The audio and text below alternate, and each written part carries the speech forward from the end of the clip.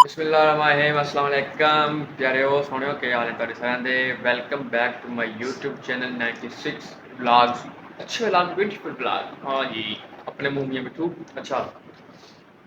आज तकरीबन कितना रोज़ा जाए 27 या 28 कोई पता नहीं मैंने। अच्छा अभी सैरी करने लगे हैं सैरी च के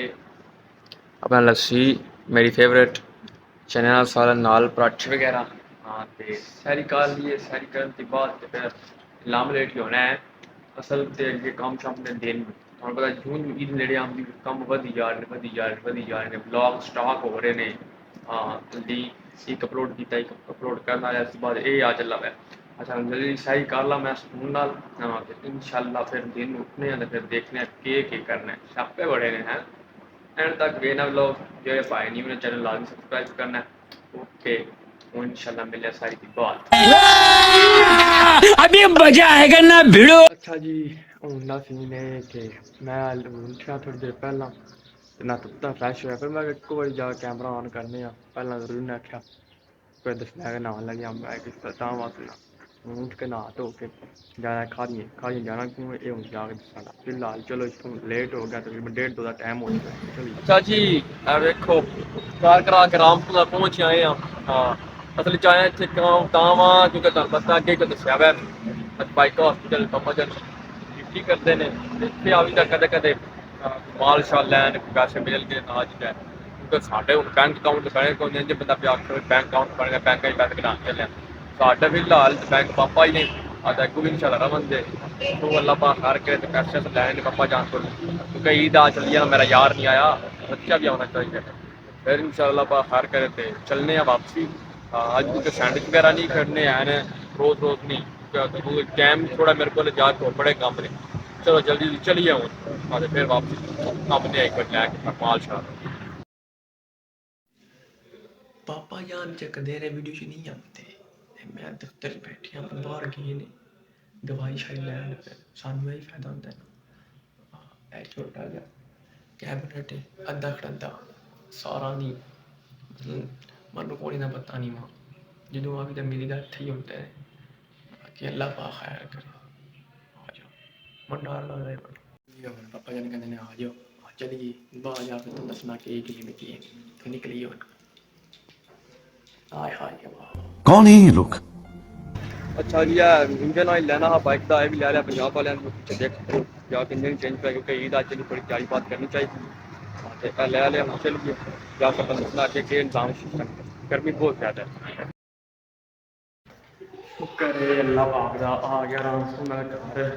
थोड़े दिन का टाइम हो गया गर्मी अज बड़ी ज़्यादा 2-3 रोज़े गए ने बिस्मिल्लाह 2-3 रोज़े गए पर हाथ तो जावन लग गया मैं 2 मिनट बैठे वेली वेलू आवा ये चपकान मन खुलता कि कबूतर उड़ता ही हो गया फिर आके जाना घर कपड़े भी लैने जल्दी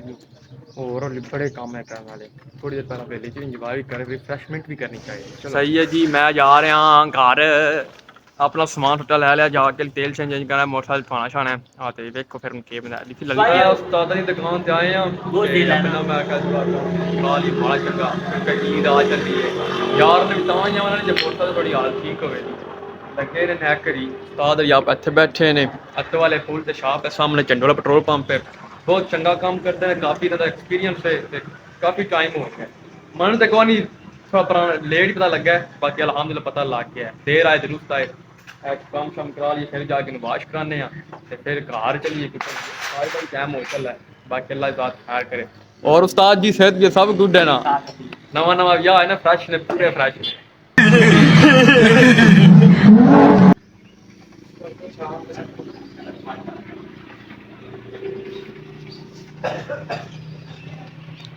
सदा तू केड़ी छत शो करना है काम शाम करवा लिया चलिए जाके वाश कराइए पीछे नहर देखो हाय हाय ठंडी ठंडी हवा पर गर्मी बड़ी पई जी बात नहीं आउंदी सही बाइक आगे मिलते आ गया फिर मैं आख्या सर्विस स्टेशन पे गड्डी वाश हो रही है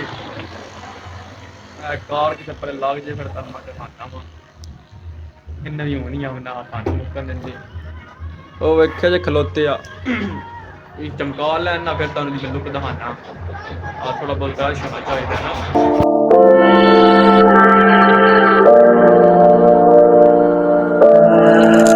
مجاني نعيش بيتك العشاش شدني الوسواس حيرني في هوايا نعشقو كيفاش حب غيره غير بلاش غير يقول علاش في الحب يلا بدينا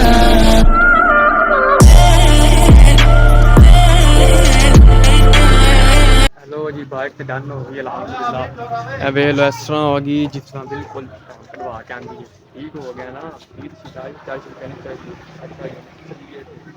ਬਿਲ ਸੇ ਦੇਣੇ ਮੇਰਾ ਬਣਿਆ ਯਾ ਕਿਤੇ ਫਿਰ ਦੋ ਕੰਮ ਨੇ ਉਹ ਕਰਨੇ ਤੇ ਫਿਰ ਸਿੱਧਾ ਕਾਰ ਕਿਉਂਕਿ ਹਫਤਾ ਨੂੰ ਟਾਈਮ ਥੋੜਾ ਰਹਿ ਕੇ ਬਿਲਕੁਲ 6 ਹੋ ਚੱਲੇ ਆ ਸਕੂਨ ਆ ਗਿਆ ਆ ਬੜੀ ਗਰਮੀ